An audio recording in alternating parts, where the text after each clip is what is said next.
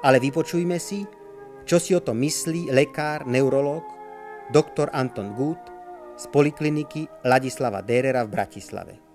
Jedná sa o vcelku bežné ochorenie, vyskytujúce sa aj v súčasnosti.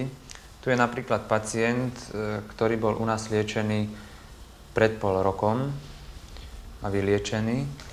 Jedná sa pri tomto ochorení o poškodenie tvárového nervu, teda nervu, ktorý zásobuje polovicu svalov na tvári.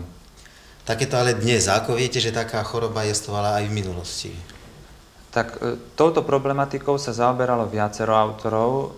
Mám tu napríklad prácu od autora Kindlera, ktorý publikoval viacero fotografií a schém, kde sú znázornené asymetrie tváre nielen 10 ročia, ale 100 ročia a dokonca 1000 ročia dozadu, pri ktorých sa jednalo asi o to, že symetriu autori a umelci v minulosti vždy spájali s dobrom a krásou, kdežto asymetriu spájali väčšinou so zlom, zlobou, zlosťou.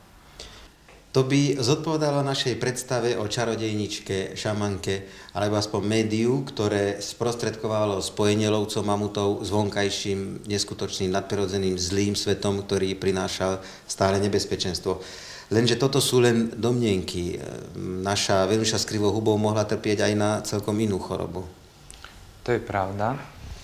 Mohla trpieť napríklad na temporálnu epilepsiu, čo by podporoval aj nález na lebke, ktorá bola vykopaná, lebo táto lebka je pri vonkajšej obhliadke jednoznačne asymetrická.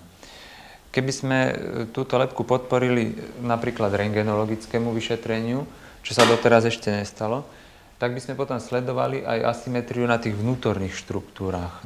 Ako človek sa môže dopracovať k takým asymetriám? To je niečo vrodeného alebo úraz? Jednak to môže byť vrodený nález, alebo úraz v období včasného detstva, teda v období pôrodu, respektíve po pôrode tesne.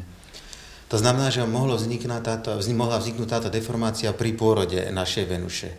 Príjmime teda predpoklad, že mala temporálnu epilepsiu a povedzte nám, ako sa taká epilepsia prejavuje.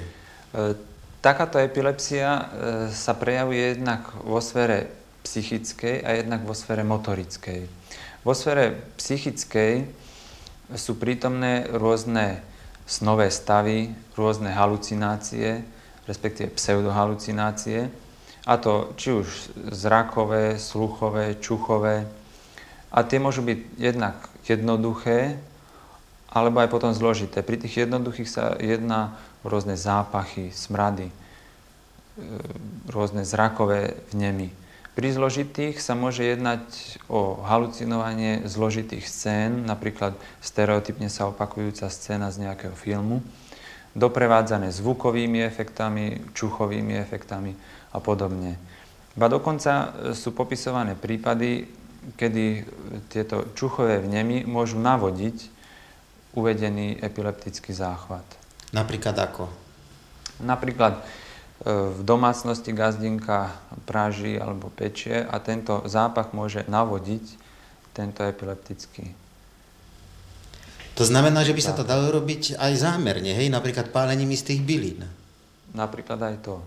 To znamená, že vlastne sme na stope akejsi paralytickej pity. Možno aj tak povedať, tak teda 10-krát tak staršie. A ako sa, to sú vnútorné pocity toho človeka, ako by sa javil nám, iným ľuďom? Navonok sa prejavuje, teda, ako som už spomínal v začiatku, aj motoricky táto forma epilepsie a to takzvanými automatizmami, teda stereotypne sa opakujúcimi pohybmi, ktoré môžu byť jednoduché, kedy pacient prevádza šúchavé pohyby, vreckovku alebo úterák a podobne, stále žmolí, opakuje to, až po zložité automatizmy, kedy vykonáva zložité funkcie, napríklad vedie auto, až vrcholom je napríklad pacient, ktorý je popisovaný v starších učebniciach, kde nasadol na loď v Londýne a vystúpil v Indii. Pritom všetko sa odohralo v rámci tohoto záchvatu.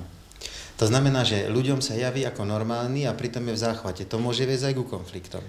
Áno, aj to je popisované. Napríklad pacient nakupuje, respektíve len berie do košíka v samoobsluhe, odchádza, je prichytený, považovaný za zlodeja, pritom to všetko urobil v tomto epileptickom záchvate. Ale všeobecná predstava o epileptickom záchvate je predsa len trochu dramatickejšia. To je pravda.